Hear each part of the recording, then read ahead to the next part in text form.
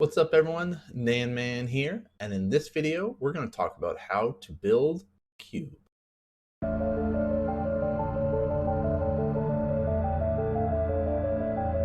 Alright, so there are 5 different steps that we're going to go over when it comes to constructing a cube in Magic the Gathering. It's just kind of the nice simple guidelines for helping new players kind of get into this, because it is a whole process of kind of becoming a game designer essentially. That's really what it comes down to when you start making your own cube. So step 1, the easiest way to think about it in my mind is come up with a theme that you want to follow when you are building this cube, right? Is your cube going to be powered? Is it going to be a pauper cube full of commons? Is your theme going to be related to a specific block, like block constructed? You know, these sort of ideas that you come up with will help get the players an idea initially. Oh, this is a Ravnica cube, so I know what to expect going into it, right? When they sit down, they go, all right, these colors are going to be doing specific stuff more or less because of this idea I have. If you just say, oh, it's a powered cube, they know I'm going to get some really powerful cards. If you're going to be giving them a pauper cube, you're still getting powerful cards, but they know, oh, I'm not going to be finding, you know, a bunch of rares in my packs. It's going to be a bunch of commons that I'm going to have to synergize together to make this work. So that's kind of that initial first step of what you should be doing. Start brainstorming that idea of how to start up your cube. Number 2, or step number 2 in this process, would be deciding on the size of your cube.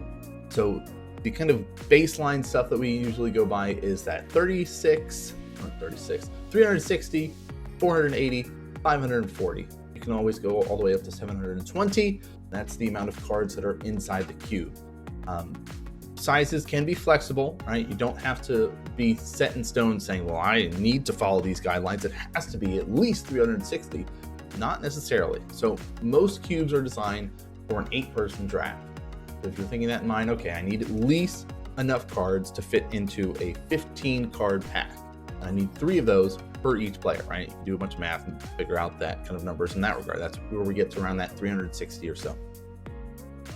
If you're not going to be drafting with 8 people, don't feel worried that you need that. You can sit there and be like, oh, I'm going to run a 240 size cube because I get 4, maybe 6 people maximum, but I never get up to 8 people to draft with me. So I don't need a huge cube. So one rule of thumb to keep in mind is that when you're starting out, start out small. It's easy to build up and increase the size, increase the strategies, all that kind of things that you want to do. But starting out small lets you tailor things a little bit easier. It's much more manageable to go with. Another rule of thumb to keep in mind is that the smaller the cube, the more likely that you're going to see specific cards or specific strategies.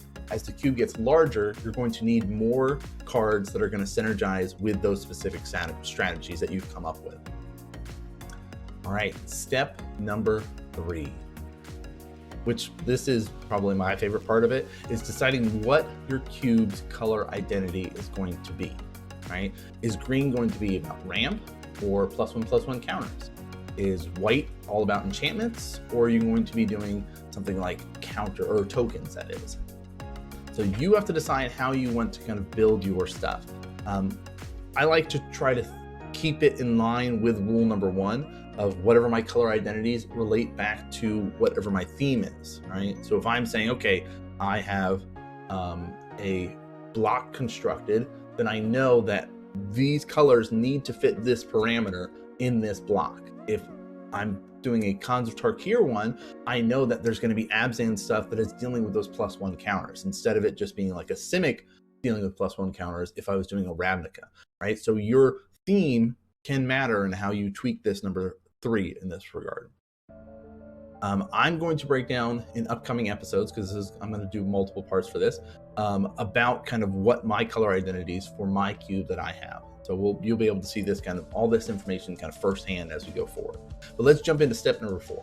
Step number 4 is that play test phase, right? So any good game designer needs to be play testing their product, right? Their game.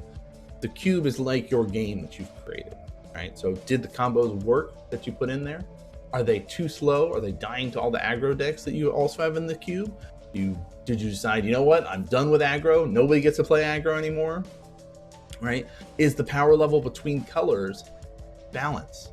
Does everyone want to draft a specific color? Is everyone drafting all the aggro decks because it's winning all the matches because all the other strategies are too slow.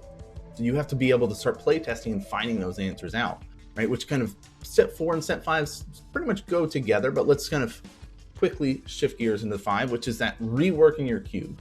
After that play test phase, you're supposed to be getting that feedback, finding out, okay, what worked, what didn't work, what do I need to change, how do I need to adjust things, what strategies did work, which ones didn't, what cards am I taking out, what cards am I putting in.